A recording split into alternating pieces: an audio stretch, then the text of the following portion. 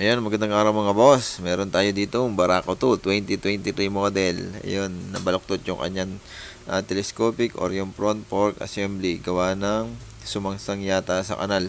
So, ganun. Ito, medyo bagong-bago pa ito. Kaya lang, yun nga, hindi natin maiiwasan mabaluktot ito kapag kaganon kalakas yung impact. So, kita nyo naman mga boss, napakalaki ng baluktot niyan. Ang gagawin lang dyan mga boss, tutuwirin yan, i-press sa machine shop. At iyan, ito mga boss yung itsura niya bago natin kalasin. Hindi gaanong kita mga boss, pero kapag dinadrive or tinitesting natin, napakabigat niya manubilahan. Lakas ng kabig pa kaliwa. At yan, kapag kapalusong, sobrang ganit manubilahan. Kaya yan, ang nangyari talaga dito, sabi daw nung driver, tumama sa bato o parang sa kanal, parang ganon. So, malaki yung kanyang pagka balibe or disalign. Ang gagawin dito mga boss, yan nga, babaklasin natin tapos ipapatuwid lang natin sa press, ipapamachine shop natin. At ganun lang yung gagawin. Tapos ang mahirap nito kapag yung steering nito ay nagkaroon ng tama kasi sobrang laki ng kanyang kabig, laki ng disalign. Kaya kapag napatuwid natin yung kanyang inner tube or yung telescopic kung tawagin, sisilipin uli natin yan kung meron pang natitirang disalign. Kasi kalimitan pagka ganyang kalaki yung baluktot ng front fork inner tube ay nagkakaroon din ng tama yung steering, yung lower. Kaya ipapatuwid pa rin natin yun. So makikita naman natin yun kapag binuo natin. Kaya yun, binabaklas na ng aking kasama. Tapos pagkabaklas nyan, ipapatuwid na natin sa machine shop. At ayan na nga, natanggal na nga yung front fork assembly. Pinatutulo lang natin yung langis para hindi magkalat. So, sa ganitong paraan mga boss, ituwarik lang natin para maubos yung kanyang laman. At pagkatapos, hugasan muna natin ng gasolina para hindi masyadong madulas. Kasi ang langis ng front fork assembly mga boss, napakadulas hawakan yan. Kaya tinutuyo muna natin para hindi gaano madumi sa kamay. At kita naman natin yung kanyang inner tube, malaki ang baluktot. So ipapatuwid nga natin. Pag natuwid na, saka natin i-check kung meron pa siyang disalign do sa kanyang lower steering.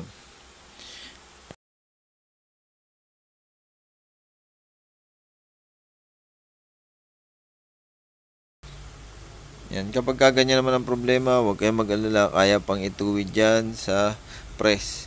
Kapag press yan mga boss, matutuwid pa yan. Basta depende sa nagmamachine shop yan or nag-pre-press. Dito sa atin mga boss, wala tayong sariling press machine, kaya dinadala pa natin yan sa machine shop.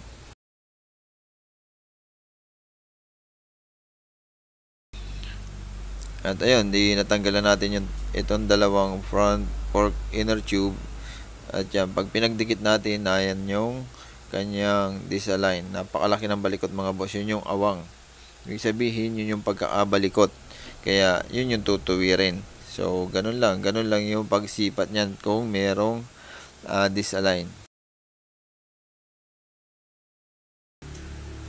At bago natin ipagawa sa press, ayan, pinakita ko lang sa inyo kung gaano kalaki. So, meron pang mga mas malalala dyan na pagkakabalikot pero kaya pang ituwid yun. Wag lang yung sobrang balikot na talaga kasi yun ay pumuputok na yung pinagbalikutan na napuputol na. Matuwid man yung mga ganun mga boss, delikado na. Pero itong ganitong itsura, pwede pa yan. Wala pa yung gaanong magiging lamat dun sa kanyang inner tube. Kaya yun, pwede pa yan. 1 hour later. At ayan na nga mga boss, nagawa na yan, natuwid na. So kita nyo naman, tuwid na, wala nang awang. Pag tinignan nyo mga boss, ayan, pantay na yan. So ikakabit na natin. Kaya lang pagkakabit nga niya, sabi ko nga kanina, kapag meron pa siyang disalign na andun yun sa lower steering. Yan. So pag sinuot natin mga boss, kita na agad yan. Hindi natin lalagyan ng tornilyo yung lower steering, gawa ng masikip pa yon. So ayan mga boss, yung diretso, hindi siya swak dun sa steering sa ibabaw. Ayan o, yung crown. So, ibig sabihin, disalign talaga yung lower. Kaya, ang gagawin dyan mga boss, i-align din yun. Yun, kita na natin. Pero, sa ganitong paraan mga boss, sinusukat ko pa rin ito kung gaano yung ipapa-align natin. Kaya, ikakabit na natin muna. Tapos, pag napatakbo natin ito, saka natin makikita kung gaano pa kalaki yung disalign niya. Pero kapag yun nga, kinabit natin, pinilit natin ikabit, papasok ito. Kaya lang may kaunti siyang kabig.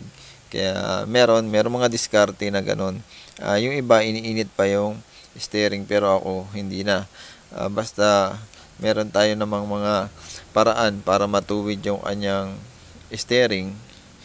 Kaya, yan, di ba, pinapakita ko lang sa inyo mga boss yung layo. So, tigabila yan, malayo. Kaya, itutuwid lang natin.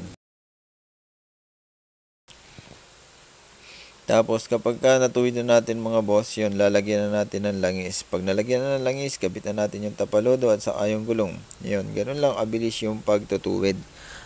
Sobrang laki man ng kanyang balikot, pero kaya pa rin yan. At sabi ko kanina, kapag nasobrahan, doon yan napuputol. Ito naman ganitong pag-abaloktot, maliit din lang yan. Pag natuwid, okay na yan.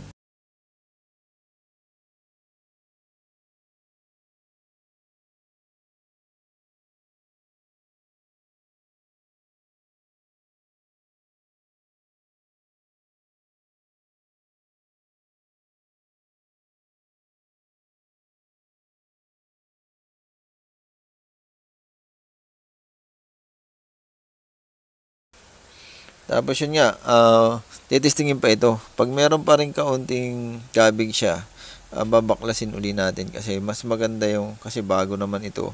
Kailangan maibalik natin sa dating handling. Kasi kung merong merong kabig, pangit manubilahan, pangit gamitin, mapagod yung driveran. So, yun lang yung mga diskarte natin kapag magtutuwid ng nabaloktot na front fork assembly or yung kanyang front fork inner tube. So, ito mga boss, yan, konti na lang yung itutuwid natin. Kapag ako ay nagkakabit nito, hindi ko muna nilalagay yung tapalodo kasi medyo matrabaho. Kaya, pag na-testing na natin na walang kabig, doon lang natin ikakabit ng tuluyan. So, hanggang dito lang muna mga boss.